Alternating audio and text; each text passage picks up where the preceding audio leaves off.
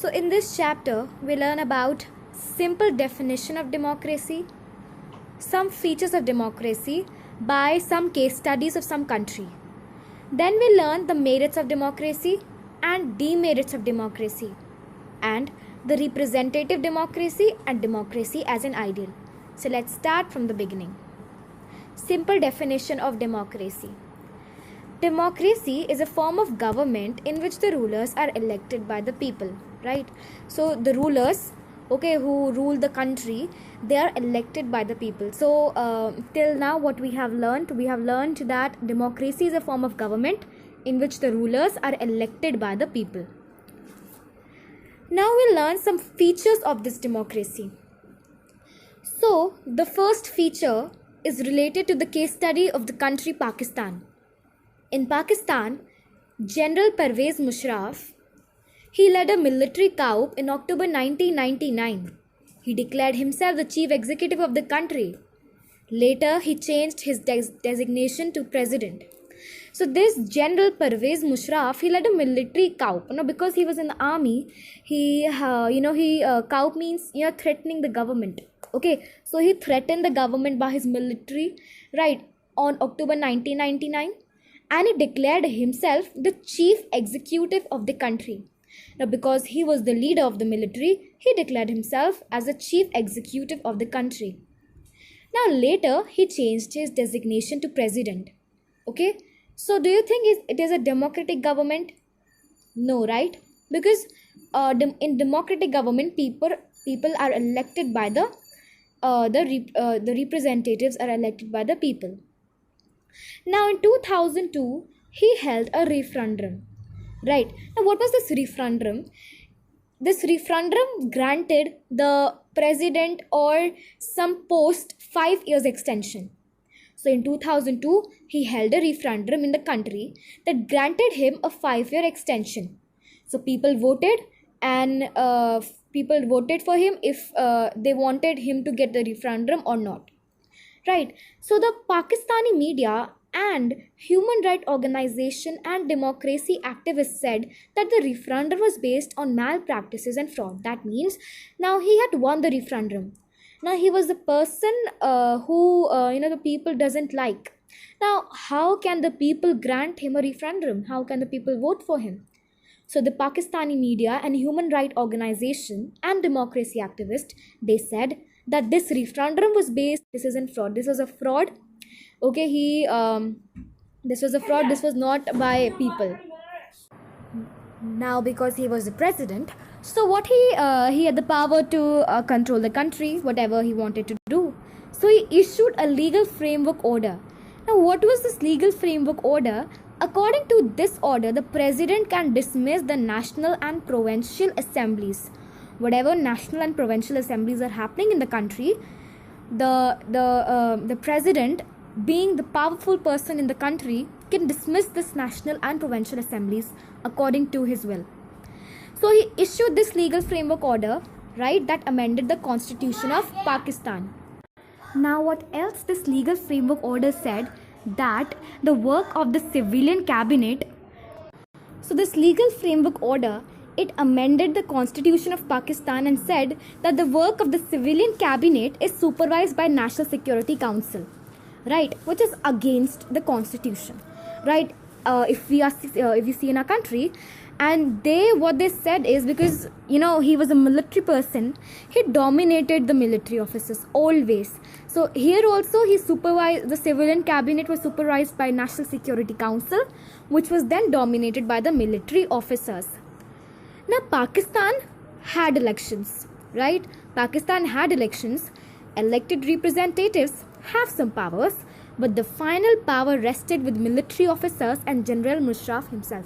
Now because he was the president, he was a military officer, so he gave this power to the military people as well as to himself to give the power. So Pakistan had elections. They didn't elect they didn't elect the General Musharraf. They elected another person, but General Musharraf, being the president, had the power, and so he always had the power to make the final decision. So this makes the first feature of democracy, that in a democracy, the final decision-making power must rest with those elected by the people. So whom the people elect should have the power to make the final decision, not the general misraf. And case studies are very important to understand the features of a democracy or the merits or demerits. And so this also. So from the case study of Pakistan, we learn the first feature of democracy, that in a democracy, the final decision-making power must rest with those elected by the people. Now let's start with the second feature, with the second case study. Now let us read the case study of China and Mexico. China. So in China, elections are regularly held after every 5 years for electing the country parliament. Okay, called Kuangu Renmin Diabu Dahi, National People's Congress. So this much is okay. We also have like this only. So elections are regularly held after 5 years for electing the country's parliament, called the National People Congress. Now the National People Congress has the power to appoint the president of the country. Okay, this is also right. Absolutely correct. It has nearly 3,000 members elected from all over China, and some members are elected by the army. Okay, this is also fair. Before contesting elections, a candidate needs the approval of the Chinese Communist Party. Only those who are the members of the Chinese Communist Party or 8 smaller parties allied to it were allowed to contest elections held in 2002 to 3. The government is always formed by the Communist Party. Therefore, in China, the election do not offer the people any serious choice. They have to choose the ruling party and candidates approved by it. Okay, this is not fair. The Chinese Communist Party, from any candidate who want to contest in the election, who want to be, who want to be one of the party in the elections, he always needs the approval of the Chinese Communist Party. And only those who are the members of the Chinese Communist Party or 8 smaller parties allied to it were allowed to contest elections. Okay, this is not fair. That only the members of Chinese Communist Party or 8 smaller parties are allowed to contest elections held in 2002 or 2003.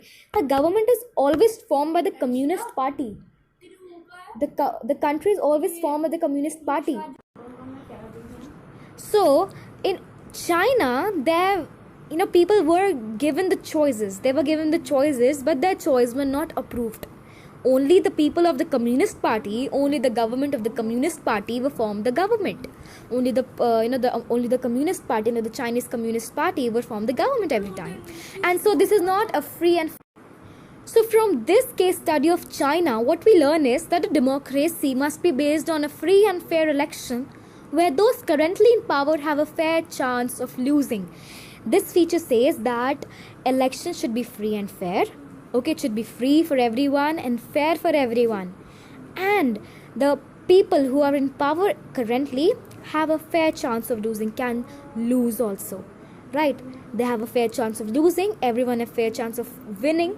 Okay, so there should be a free and fair elections. Now let's read the case study of Mexico. So Mexico, since its independence in 1930, years to elect its president. The country has never been under military or dictator's rule. But until 2000, every election was won by a party called PRI, that was Institutional Revolutionary Party. So what is said, the first point said that since its independence, Mexico holds elections after every 6 years. Okay, to elect its president. I think this much is understood. The country has never been under a military or dictator's rule. Okay, means the country is always democratic and it's never been under a military or dictator's rule. Fine. But until 2000, every election was won by a party called PRI, Institutional Revolutionary Party. Okay, this is not fair. That every time the election is won by only PRI. Why? So let's read further. Opposition party did contest election but never managed to win. The PRI was known to use many dirty tricks to win election. Okay, so this was not fair. So opposition parties, they contested elections, but they never managed to win because the PRI, this Institutional Revolutionary Party, it always played dirty tricks to win election. For instance, all those who were employed in government offices had to attend its party meeting. Teachers of government school used to force parents to vote for the PRI. Media largely ignored the activities of opposition political party except to criticize them. Sometimes the polling booth was shifted from one place to another in the last minute, which made it difficult for people to cast their votes. The PRI spent a large sum of money in the campaign for its candidates. Now, this is not fair. What the second feature says that the people who are currently in power have a fair chance of losing. But it is not happening in this case study of Mexico. In Mexico, the PRI party, it always played dirty tricks and always wins in the election. And how? It employed in government offices who had to attend its party meeting. Second point, teachers of government school used to force parents to vote for PRI. Third, media largely ignored the activities of opposition political party except to criticize them. Means this media, they ignored the activity of political parties except PRI, and I think the media would be given money to only criticize the opposition political party, not the PRI. That's why PRI always wins the election. And the polling booths were shifted. Polling booths means where people people vote for the representatives. So because democracy says that people had the right to representatives, and here the polling booths are shifted. And the PRI spent a large sum of money in the campaign. And it spent a very large sum of money in the campaign for its candidates. So this is not free and fair election. So this also, forms the second feature of democracy, that a democracy must be based on a free and fair election, means free for all and fair for all. And those who are currently in power have a fair chance of losing. And those who are currently in power, they have a fair chance of losing. And in Mexico, this doesn't happen. Only the PRI always wins the elections. Right? So from these two case studies, we have the second feature of this democracy. Okay, the third feature of democracy. Now we learn the case study of Saudi Arabia, Estonia and Fiji. Okay, case study of Saudi Arabia. Until 2050 in Saudi Arabia, women did not have the right to vote. Now in Saudi Arabia, women did not have the right to vote. But democracy says that everyone have the right to vote, right? So this is not a democratical government. In a case study of Estonia, it has made its citizenship rules in such a way that people belonging to Russian minority find it difficult to get the right to vote. Right? Means Russian minority can't vote, but Russian majority can vote. So this is also not a democratic government. Means people are not given equal and free and fair chances of making their decisions in the representatives. And in the case study of Fiji, the electoral system is such that vote of an indigenous Fiji has more value than that of an Indian Fiji. Okay, so electoral system means competition between political party, and the vote of indigenous Fiji has more value than of Indian Fiji. So this gives the next feature, that in a democracy, each adult citizen must have one vote and each vote must have one value. That is universal adult franchise, that each adult citizen must have one vote and each vote must have one value.